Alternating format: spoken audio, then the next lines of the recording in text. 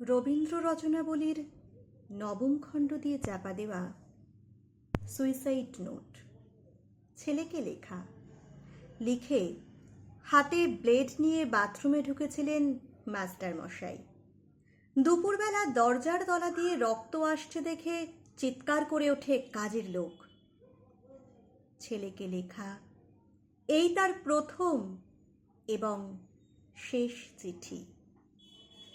অরণি, আমি বিশ্বাস করি সন্তান পবিত্র জলের মতো, যদিও তোমার সঙ্গে আমার সম্পর্ক ভালো নয়, তবু তোমাকেই লিখে রেখে যাই।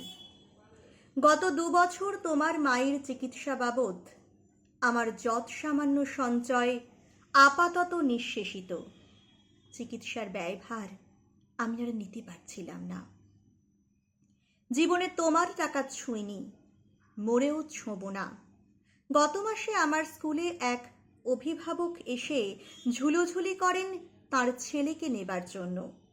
আমি প্রথম দিন ফিরিয়ে দিই, দ্বিতীয় দিন ফিরিয়ে দিই, তৃতীয় দিন পারিনি। তিনি আমাকে একটা বড় খামে 30,000 টাকা দিয়ে চলে যান। সেই টাকায় এই মাসে তোমার মায়ের চিকিৎসা চলছে। জানি না তিনি বাড়ি ফিরবেন কিনা কোনো দিন। ফিরলে বলো, পৃথিবীতে আমার বেঁচে থাকার অধিকার চলে গেছে। ইতি বাবা।